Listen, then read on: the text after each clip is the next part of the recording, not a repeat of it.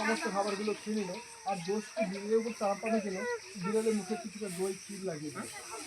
তার শাশুড়ি যখন এসে বলেন এইসব খাবারগুলো কে নষ্ট করেছে, তার শাশুড়িকে বলেন দেখেন না মা, আমি একটু অন্যমনস্ক হয়েছিলাম আর আপনার এই বিড়ালটা সমস্ত খাবার খেয়ে নিয়েছে। এই কথাটি বললো এবং বিড়ালকে দু চার ঘা লাগিয়ে দিল। বিড়ালটি কাঁদতে কাঁদতে এসে মা ষষ্ঠী কাছে গিয়ে সমস্ত নালিশ করলো। মা ষষ্ঠী বলে থাম বাছা, সময় চলে এসছে। এর কিছুদিন পরেই ছোটো বউ সন্তান সম হয়। 10 মাস 10 দিন পরে চাঁদের মতো একটা ফুটফুট ছেলের প্রসব হয়।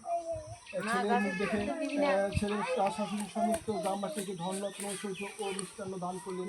এবং সেই বাচ্চাটি নিয়ে যখন ছোটো বউ ঘরে শুয়েছিলেন, পরের দিন সকালবেলা দেখা গেল সেই বাচ্চাটি আর নেই।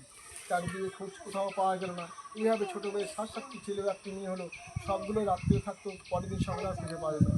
সবাই কানাকানি করতে গেলো ছোটো বউ নিশ্চয়ই রাক্ষসী, তার মতে এরকম ঘটনা তো অন্য বাড়িতে ঘটে না, এই বাড়িতে কেন ঘটে? ছোটো বউয়ের কানে কথাটি পৌঁছে গেল। ছোটো বউ আর সহ্য করতে পারে না, এসব যন্ত্রণা সে সহ্য করতে না পারে, সে কাঁদতে কাঁদতে সে বনে চলে গেল। বনে এসে ঘুরতে থাকে। মা ষষ্ঠী দেবী তার উপর সদয় হল। মা ষষ্ঠী দেবী বৃদ্ধ বুড়ি সেজে তাকে দেখালেন, তুই বাচ্চা তুই বনের মধ্যে কী করছিস একা? মা ষষ্ঠী দেবী